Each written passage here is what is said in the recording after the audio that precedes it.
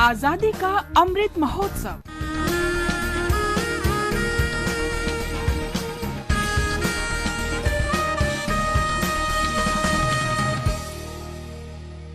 आजादी का सफर आकाशवाणी के साथ। एक राष्ट्र का जन्म। भारत का गौरवशाली स्वतंत्रता संग्राम आधुनिक विश्व के अब तक के सबसे बड़े संघर्षों में से एक है। आकाशवाणी समाचार आपके लिए प्रतिदिन इस संग्राम की एक झलक लेकर आता है। We, the people of India.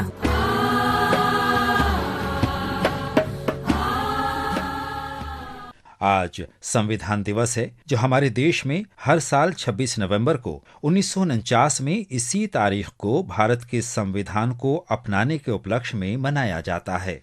26 नवंबर 1949 को भारत की संविधान सभा ने भारत के संविधान को स्वीकार किया, जो 26 जनवरी 1950 से लागू हुआ।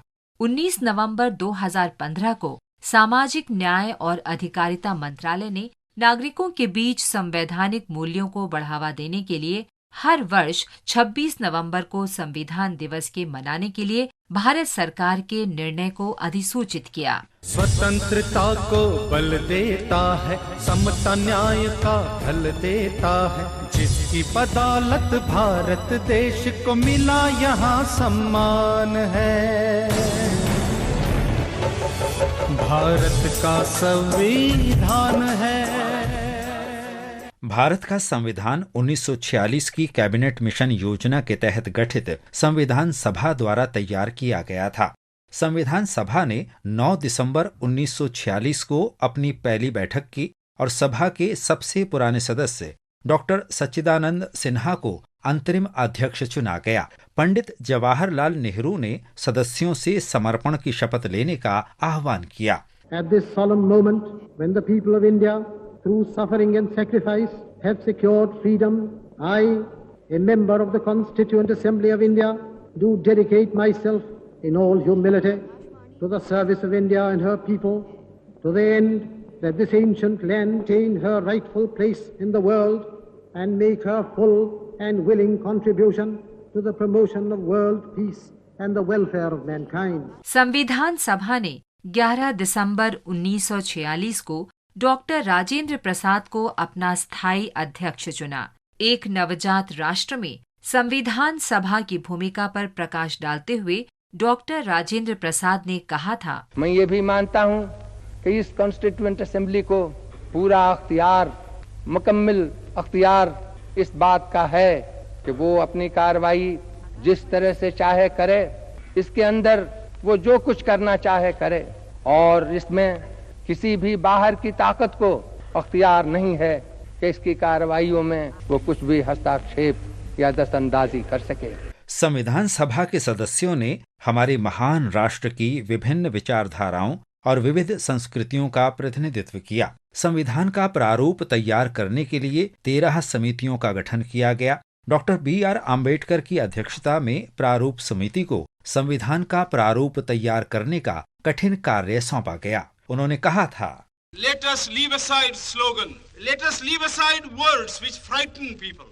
Let us even make concession to the prejudices of our opponents. Bring them in so that they may willingly join with us on marching upon that road, which, as I said, if we walk long enough, must necessarily lead us to unity. विविध मतों के बावजूद संविधान सभा ने भारत को एक संपूर्ण प्रभुत्व संपन्न समाजवादी, पंथ निरपेक्ष, लोकतंत्रात्मक गणराज्य के रूप में गठित करने का संकल्प लिया।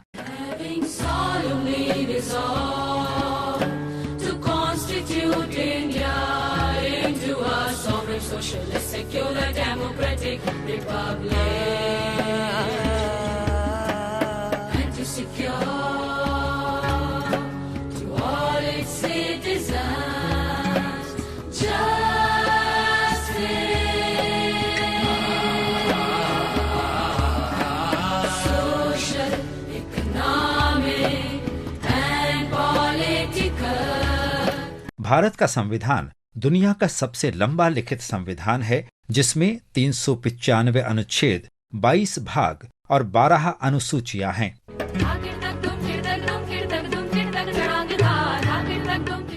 भारत के संविधान में मौलिक अधिकारों, मौलिक कर्तव्यों पर धाराएं नागरिकों के उचित व्यवहार और आचरण की नींव रखती हैं। निर्देशक सिद्धांत ये सुनिश्चित करते हैं कि सरकार लोगों के कल्याण को बढ़ावा देने का प्रयास करेगी और इसके लिए ऐसी सामाजिक व्यवस्था करेगी जिसमें सबके लिए सामाजिक, आर्थिक और राजनीतिक न्याय सुनिश्चित किया जा सकेगा।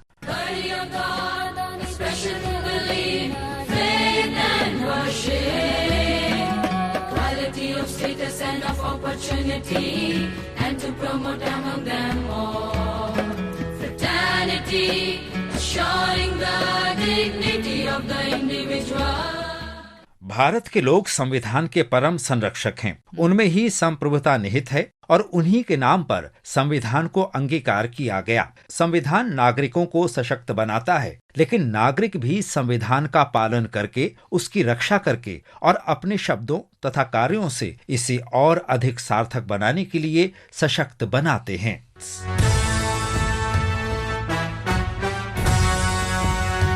इसके साथ ही आजादी का सफर आकाशवाणी समाचार के संग श्रृंखला की ये कड़ी समाप्त हुई। मिलते हैं कल अगली कड़ी में।